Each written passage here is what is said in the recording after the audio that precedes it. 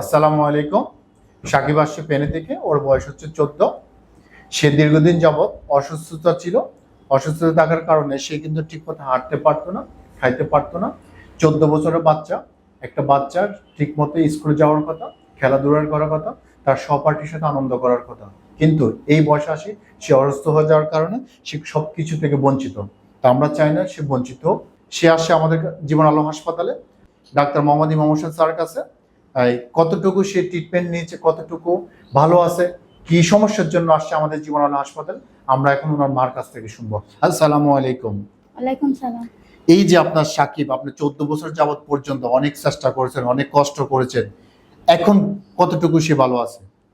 আগে তো মানে দাঁড়াইতে পারতো না, একটু একটু দাঁড়াইতে পারে ইনশাআল্লাহ। আল্লাহ আচ্ছা, বাঁচালে ডাক্তারের কাছে আনি, ডাক্তারি মানুষের কাছে আনি।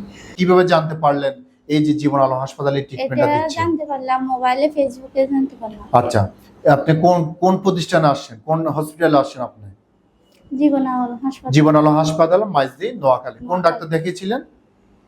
ডাক্তারি মানুষকে, ডাক্তার মোহাম্মদ ইমাম হোসেন স্যারকে দেখাচ্ছিল।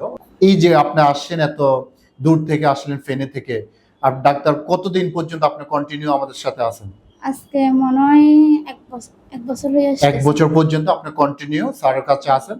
আপনি যখন দেখতেছেন একটু ডে বাই ডে ডেভেলপ হচ্ছেন, এই জন্য স্যারের ট্রিটমেন্ট আপনি জি। নিতে চাচ্ছেন। যাক, আমরা দোয়া করি যেন সাকিব আরো দ্রুত সুস্থ হয়ে জীবনযাপন করো।